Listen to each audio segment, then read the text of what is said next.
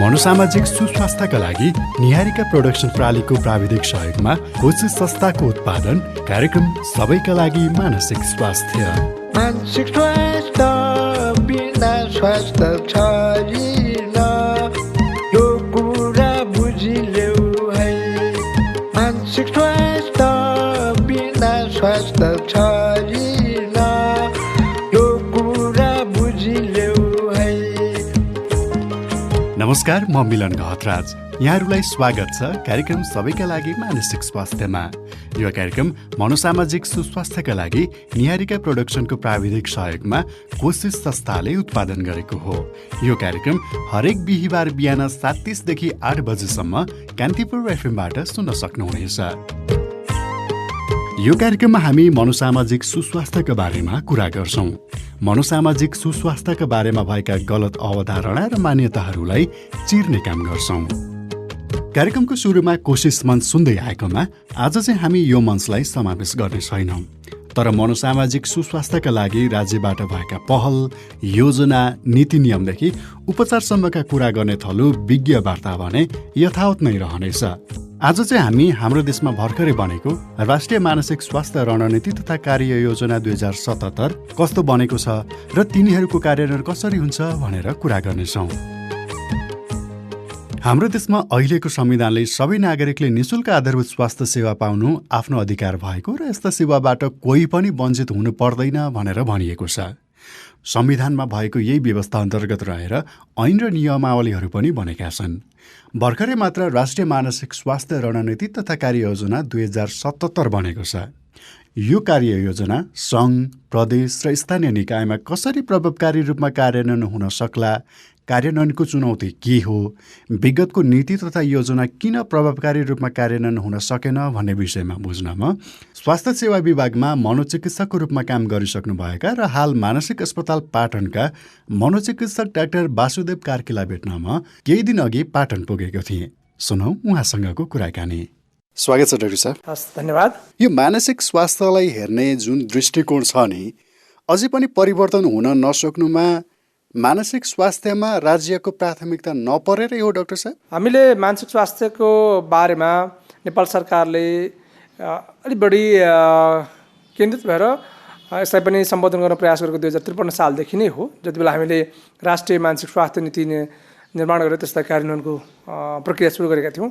तर लामो समयसम्म यो कार्यान्वयन चाहिँ प्रभावकारी हुन नसक्दाखेरि हामीले 2076 सालको राष्ट्रिय स्वास्थ्य नीतिमा वर्गीकृत स्वास्थ्यका नीतिहरूलाई एउटै रणनीति बनाएर कार्यान्वयन गर्ने र मानसिक स्वास्थ्यलाई पनि नीतिगत हिसाबले व्यवस्थित गर्दै रणनीतिक ढङ्गले यसलाई कार्यान्वयन लैजाने भन्ने कुरा उल्लेख भएपछि हामीले त्यसपछि अझै बढी प्राथमिकता दिएर राष्ट्रिय मानसिक स्वास्थ्य रणनीति 2077 तयार गरेका छौँ। यहाँले राष्ट्रिय मानसिक स्वास्थ्य रणनीति तथा कार्ययोजना 2077 को कुरा ल्याउनुभयो, जुन विषयमा चाहिँ म एकैछिनपछि कुरा गर्नेछु डाक्टर साहबसँग। त्योभन्दा अगाडि चाहिँ हामी अलिकति यो पहिला बनेको नीति तथा योजनाको कुरा गरौँ न डाक्टर साहब। अब पहिले बनेको नीति तथा योजना चाहिँ प्रभावकारी रूपमा कार्यान्वयन हुन सकेन भनेर यहाँले जुन अघि नै कुराकानीको क्रममा भनिसक्नुभयो, यसरी प्रभावकारी रूपमा कार्यान्वयन हुन नसक्नुको कारण चाहिँ के थियो होला डाक्टर साहब?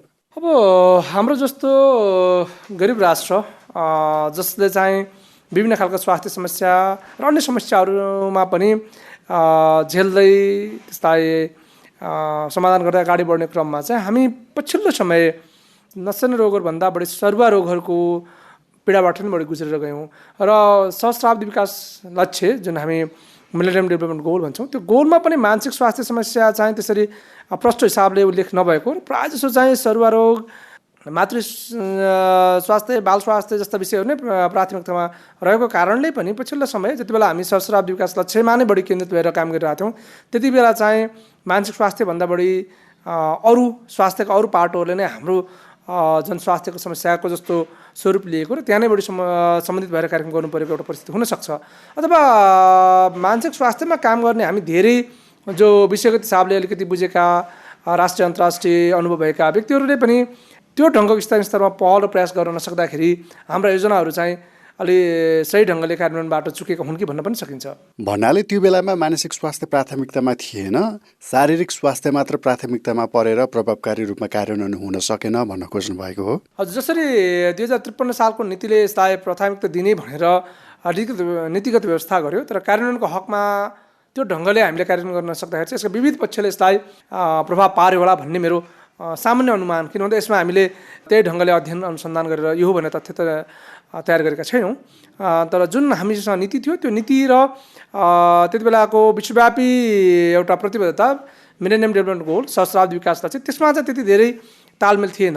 त्यसैले गर्दा पनि सहस्राब्दी विकास लक्ष्यमा नै उल्लेखित विषयहरूलाई बढी प्राथमिकता दिँदाखेरि र त्यो नीति कार्यान्वयन गर्नको लागि जिम्मेवार भनेको त हामी विषय बुझेका व्यक्तिहरू नै हुन्थ्यौँ। हामीले अलिक नेतृत्वदायी भूमिका निर्वाह गर्न नसक्दाखेरिको परिणाम हुनसक्छ त्यो नीति सही ढङ्गले कार्यान्वयन गर्न नसकेकै हो।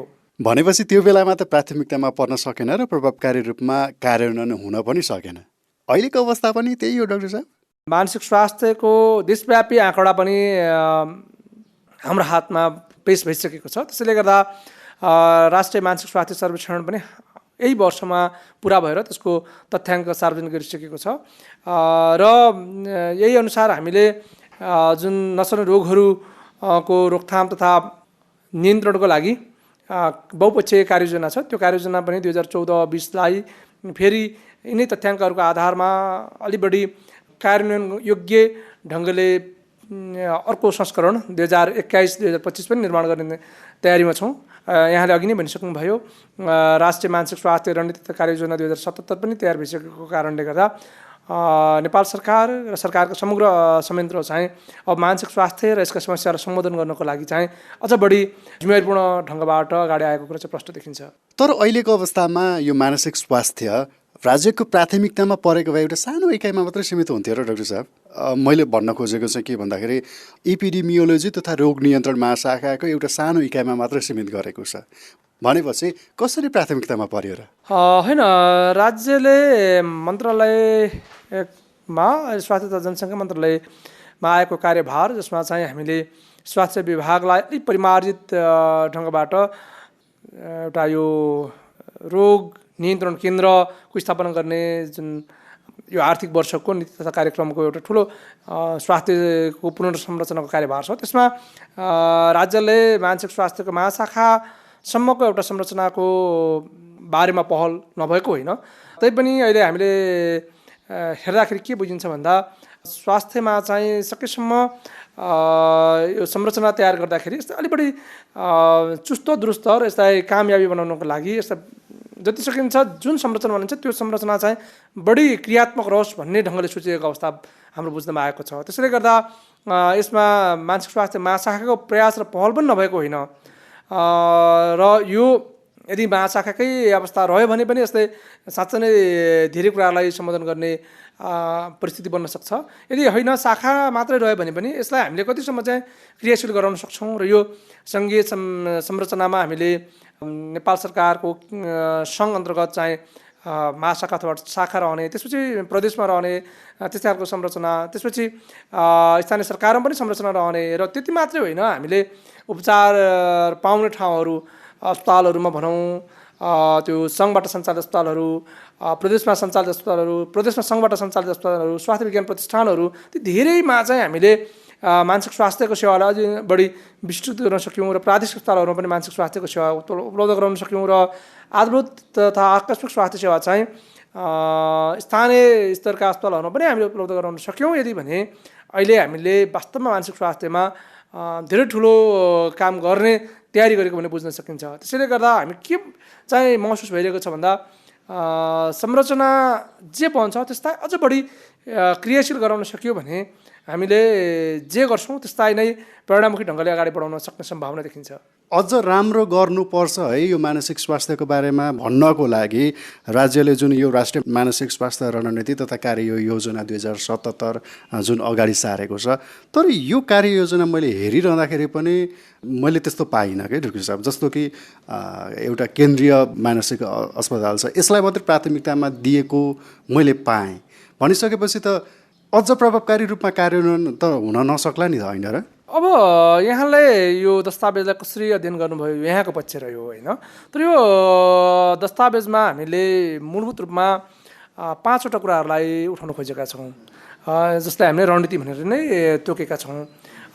पहिलो कुरो त हामीले मानसिक स्वास्थ्यको सवालमा यो स्वास्थ्यको विषयमा चाहिँ सबैको समान पहुँच स्थापित गर्नको लागि हामीले केन्द्रीय स्तरदेखि स्थानीय स्तरसम्म जे जस्तो चाहिँ हामीसँग हुनसक्ने स्वास्थ्यका सेवाहरू छन् त्यसलाई उपलब्ध गराउने भन्ने ढङ्गले हामीले पहिलो रणनीतिमा त्यसलाई नै उल्लेख गरेका छौँ। त्यो भन्नुको अर्थ के रहन्छ भने हामी केन्द्रमा रहेको अस्पतालहरूमा त विस्तृत मानसिक स्वास्थ्य सेवाको परिक्रमण गर्नु अत्यन्तै समय सापेक्ष र ढिला भइसक्यो भने भन्छु म।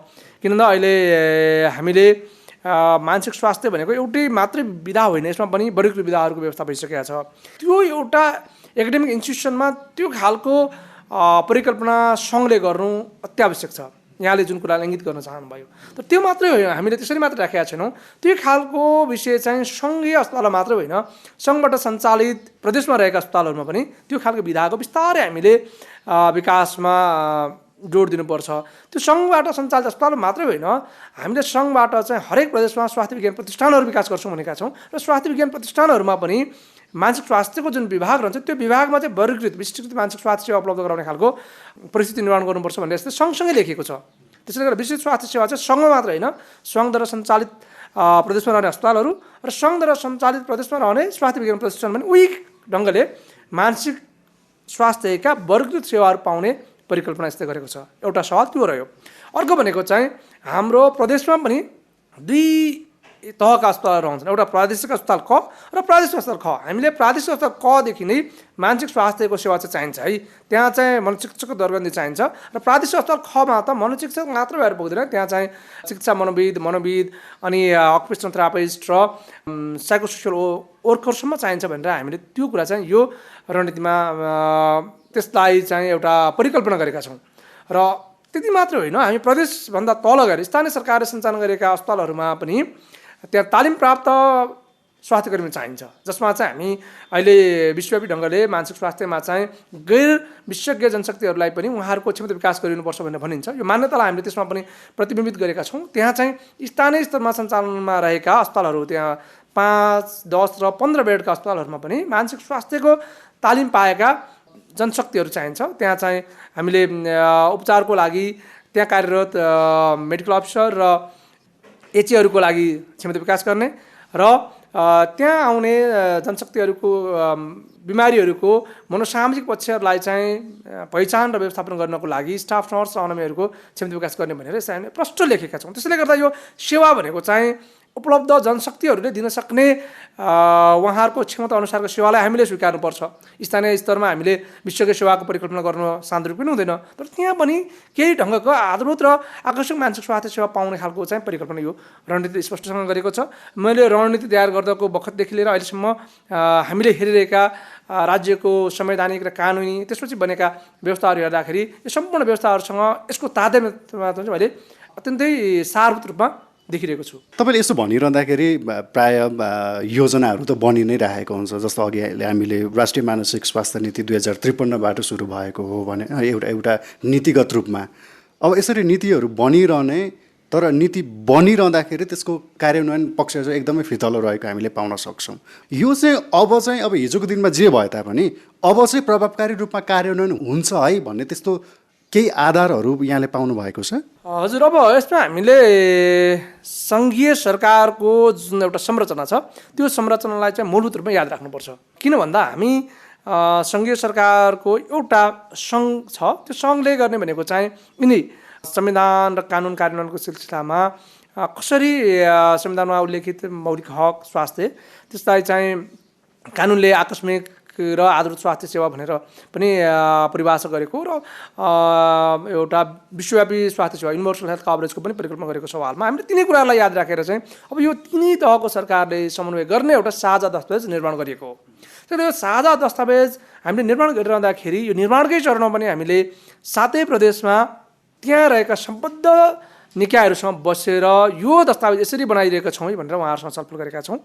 सङ्घ स्तरमा रहँदाखेरि हामीले स्वास्थ्य मन्त्रालय मात्रै होइन, हामीले शिक्षा, हामीले गृह मन्त्रालय, हामीले महिला बालबालिका तथा ज्येष्ठ नागरिक मन्त्रालय लगायतका सम्बद्ध जहाँ चाहिँ स्वास्थ्य एउटा साझा विषय बन्छ उहाँहरूसँग पनि सरकार राखेर उहाँहरूसँग हामीले सँगसँगै रहेर दस्तावेज निर्माण गरेको छ। तर यो मात्रै प्रक्रिया आफैमा पूर्ण छैन।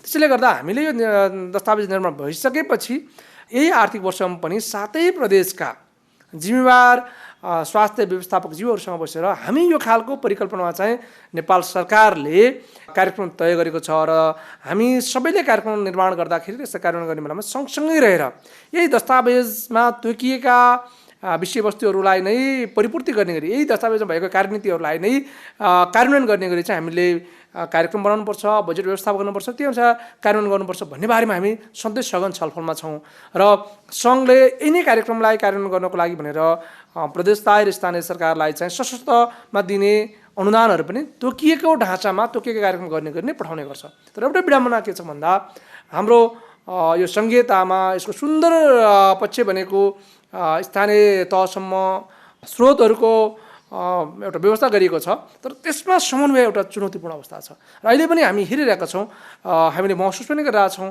तर यो समन्वय जुन ढङ्गले हामीले कार्यक्रमलाई प्राथमिकता पाओस् भनेर सबैसँग सहकार्यको प्रयास गर्छौँ, तर जहाँ गएर कार्यान्वयन हुनुपर्ने छ त्यो कार्यान्वयन गर्ने ठाउँमा चाहिँ अझै प्राथमिकता पाउनको लागि अझ बढी उहाँहरूसँग सहकार्य गर्नुपर्छ, अझ समन्वयको चाहिँ बढी खाँचो छ भन्ने कुरा चाहिँ अझै पनि हामीले महसुस भइरहेकै छ। अब एकैछिन बजेटको कुरा गरौँ न, किनभने यो अब मानसिक स्वास्थ्यको बारेमा चाहिँ विगतलाई हेर्ने हो भने कागजी रूपमा पनि नीति योजना बनाउने कुराहरू त धेरै नै भइसकेको छ होइन।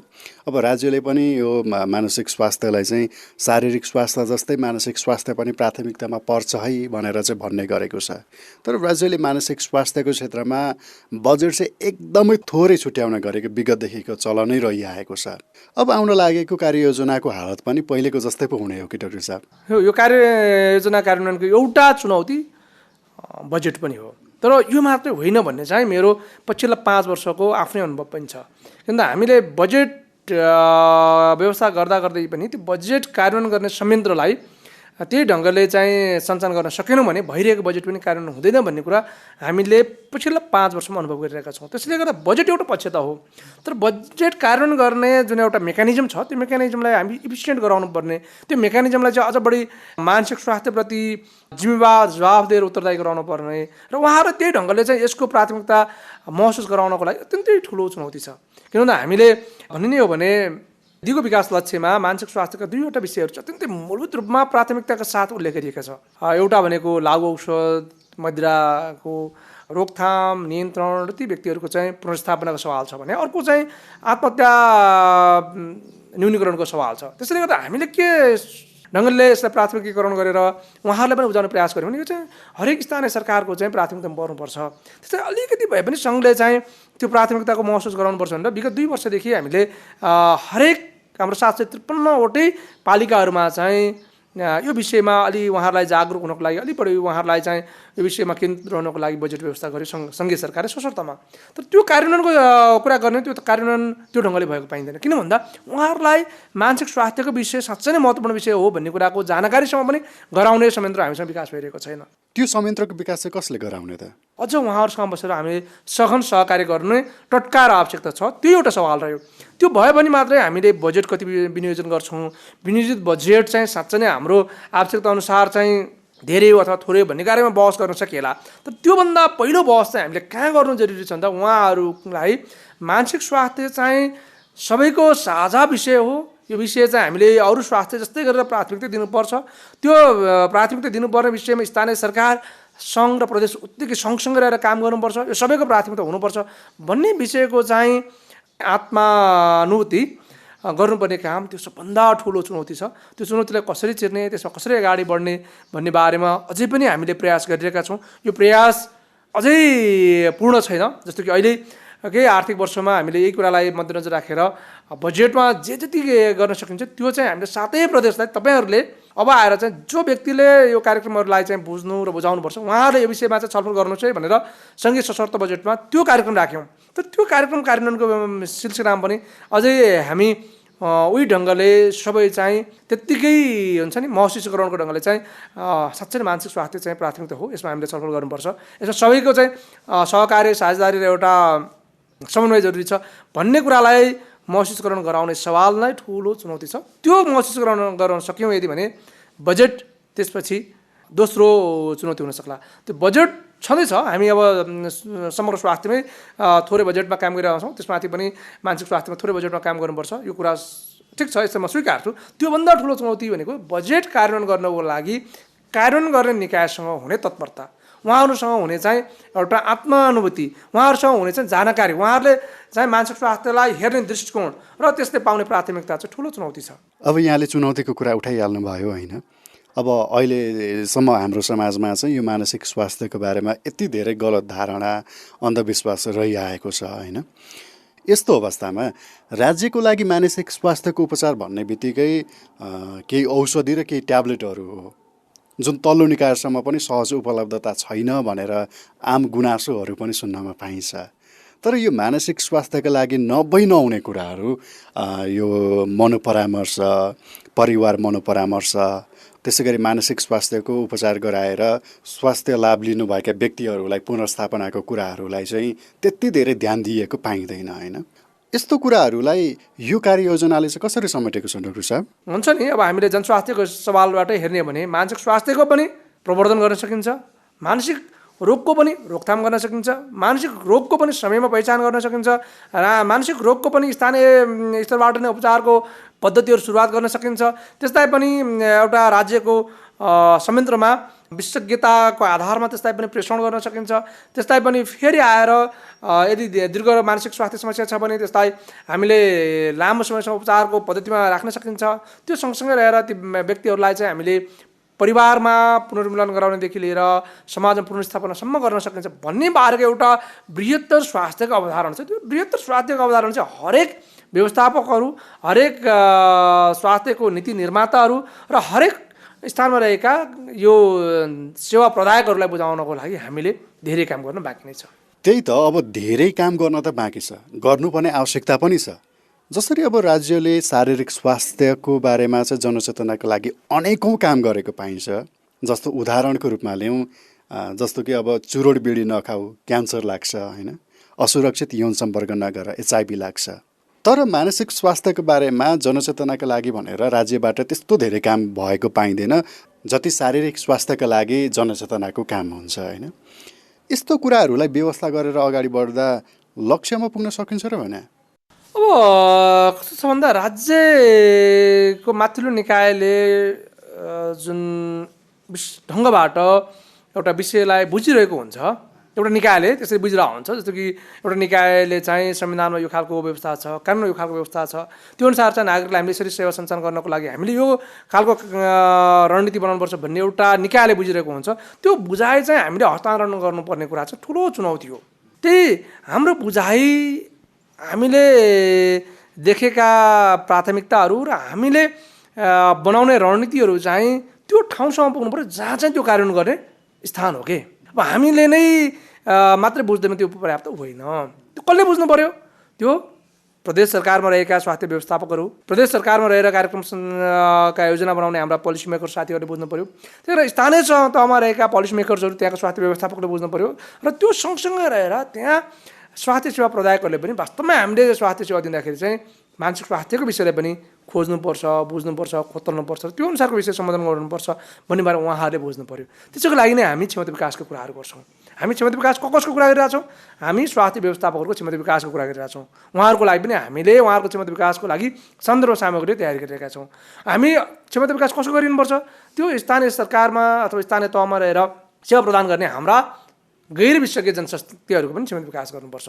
उहाँहरूको पनि क्षमता विकासको लागि हामीले सन्दर्भ सामग्रीहरू र उहाँहरूको पनि त्यसको लागि तालिमको कार्यक्रम राखिरहेका छौँ। अर्को भनेको हामीले कसको क्षमता विकास गर्नुपर्छ भने त्यहाँ मनोसामाजिक परामर्श दिने हाम्रा जुन स्वास्थ्य कर्मी हुन्छ उहाँहरूको पनि क्षमता विकास गरिनुपर्छ। त्यसैले गर्दा अहिले यो विषयलाई बुझाउनको लागि हामीले तहत ढङ्गबाट उहाँहरूको क्षमता विकासका प्रयासहरू जारी राखेका छौँ। त्यो सुरुवात भइसकेको छ। त्यसलाई अझ हामीले विस्तार, अझ हामीले त्यसलाई चाहिँ बढी निरन्तरता दिन सक्यो भने साँच्चै नै उहाँहरूले हामीले जे दस्तावेजमा प्राथमिकता देखेका छौँ त्यो कुरा नागरिकको सँगसँगै रहेर नागरिकले सेवा दिने निकायहरूसँग, नागरिक सँगसँगै रहेर नागरिक सेवाको लागि कार्यक्रम बनाउने निकायसम्म पुर्याउन सकियो भने वास्तवमा देशको जुनसुकै क्षेत्रका जुनसुकै भेग र भूगोलमा रहेका नेपाली नागरिकहरूले मानसिक स्वास्थ्यको सेवा चाहिँ पाउने सम्भावना रहन्छ। त्यसैले यो सम्भावना छ, फेरि पनि यो सम्भावना छ, यो गर्नै पर्छ। यो गर्नको लागि चाहिँ हामीले हरेक तहमा त्यही अनुसारको बुझाइलाई विकास गर्नको लागि उहाँहरूको क्षमता विकास गर्नु अत्यन्तै पहिलो प्राथमिकता हो। गर्नुपर्ने त यहाँले अहिले भन्नुभयो धेरै नै छ होइन। जस्तो अघि कुराकानीको क्रममा पनि भन्नुभयो कि हामीले त्यस्ता धेरै कार्यक्रमै छैन जसको कारणले गर्दाखेरि बजेट पर्याप्त छैन। सीमित कार्यक्रम छ, त्यही सीमित कार्यक्रम कार्यान्वयन गर्नको लागि सीमित बजेट छ भनिसकेपछि गर्नुपर्ने कामहरू यति धेरै अहिले तपाईँले भनिरहँदाखेरि अब यो त गर्नुपर्नेमा मात्रै सीमित हुने हो कि भोलिको दिनमा पनि? जसरी अब यो योजनाहरू अगाडि बढाइरहँदाखेरि योजनामा मात्रै सीमित हुने हो कि? यो कार्यान्वयन योजना आफैमा यति चाहिँ विस्तृत छ कि यसले हरेक सरकारले के गर्ने भनेर कार्यक्रमसम्म दिएको छ। अब हामी हरेक सरकारमा रहेका कार्यक्रम बनाउने व्यक्तिहरू र बजेटको प्रस्ताव गर्ने व्यक्तिहरू र निकायहरूले के बुझ्नुपर्छ भन्दा यो कार्यक्रम चाहिँ वास्तवमा योजनाबद्ध विकासको लागि सही छन् भने त्यो कार्यक्रमलाई टपक्क टिपेर त्यही अनुसारको चाहिँ कार्यान्वयन गर्ने, त्यही अनुसारको बजेटको व्यवस्था गर्नु पर्यो। त्यसैले यो कार्ययोजनामा चाहिँ हामीले कार्यक्रम पनि त्यही कारणले नै राखिदिएका छौँ। कार्यक्रमको नामै तोकेर राखिदिएका छौँ। यो कार्यक्रम चाहिँ फलाना सरकारले गर्नुपर्छ है, सङ्घले गर्ने कार्यक्रम यो ढङ्गको हुनुपर्छ, प्रदेशले गर्ने कार्यक्रम यो ढङ्गको हुनुपर्छ, स्थानीय सरकारले गर्ने कार्यक्रम यो ढङ्गको हुनुपर्छ। त्यसैले गर्दा अघि यहाँले भनेको जस्तै गरेर त्यो कार्यक्रम राखिसकेपछि अब त्यसले बजेट माग्छ नि त, त्यो बजेट माग्दाखेरि बजेटको भोल्युम बढ्छ। त्यसैले यहाँले भनेको जस्तै गरेर त्यसपछि मानसिक स्वास्थ्यको क्षेत्रमा लगानी बढ्छ। लगानी बढिसकेपछि त्यसको प्रभावकारी कार्यान्वयन हुन्छ। त्यो संयन्त्र त्यो प्रभावकारी कार्यान्वयनको लागि चाहिँ ऊ एउटा राम्रोसँग महसुसकरण भएको संयन्त्र बन्छ, उसले त्यसले कार्यान्वयन गर्छ भन्ने हाम्रो विश्वास हो। व्यस्तताको बावजुद यो कार्यक्रमको लागि यहाँले समय दिनुभयो, यसको लागि यहाँलाई धेरै धेरै धन्यवाद छ। महत्त्वपूर्ण घडीमा हामी राष्ट्रिय मानसिक स्वास्थ्य रणनीति तथा कार्ययोजना कार्यान्वयनको एउटा घडी छ। सङ्घदेखि प्रदेश र स्थानीय सरकारको पनि कार्यक्रम बनाउने, बजेट निर्माण गर्ने यो समय पनि छ। यो समयमा यहाँले यो महत्त्वपूर्ण विषयमा सबैलाई सूचित गराउने, थोरै भए पनि सबैलाई सूचित गराउने जुन अवसर दिनुभयो, यसको लागि म यहाँहरूको टिम प्रति म फेरि पनि हार्दिक आभार धन्यवाद व्यक्त गर्न चाहन्छु। हस्, धन्यवाद, नमस्कार। उहाँ हुनुहुन्थ्यो मानसिक अस्पताल पाटनका मनोचिकित्सक डाक्टर वासुदेव कार्की। राष्ट्रिय मानसिक स्वास्थ्य रणनीति तथा कार्ययोजना 2077 कसरी प्रभावकारी रूपमा कार्यान्वयन हुन सक्ला भन्ने विषयमा कुरा गर्नुहुँदै आशा गरौँ सबैका लागि मानसिक स्वास्थ्य जहिले पनि जहाँ पनि उपलब्ध हुन सकोस्। मानसिक स्वास्थ्यलाई प्राथमिक स्वास्थ्यको मूलधारमा ल्याऊ, स्वास्थ्य क्षेत्रमा रहेको असमानतालाई हटाऊ।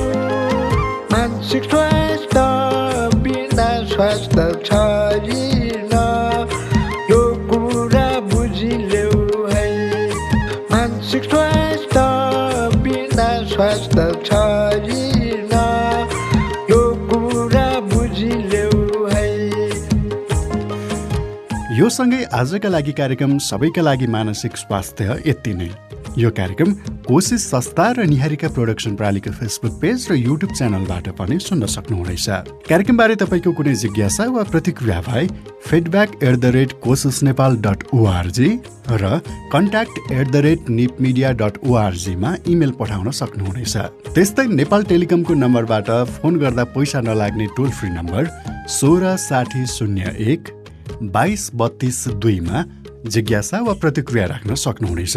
हवस् त, अर्को हप्ता मनोसामाजिक सुस्वास्थ्यको विषय समेटिएको अर्को श्रृङ्खला लिएर आउने नै छौँ। सुन्न नछुटाउनुहोला। आजलाई भने मनोसामाजिक सुस्वास्थ्यका लागि निहारिका प्रोडक्सनको प्राविधिक सहयोगमा कोशिश संस्थाले उत्पादन गरेको कार्यक्रम सबैका लागि मानसिक स्वास्थ्यबाट तोया घिमिरे, सृजना गौतम र म मिलन गहतराजलाई बिदा दिनुहोस्। नमस्ते। हरेको खालको सामाजिक विभेद तिरस्कारको अन्त गरौँ। मानसिक रोग लागेकाहरूलाई घृणा होइन सद्भाव र प्रेम फैलाऊ। मानसिक स्वास्थ्य बिना स्वास्थ्य छैन, यो कुरा बुझिलेऊ है। मानसिक स्वास्थ्य बिना स्वास्थ्य छैन,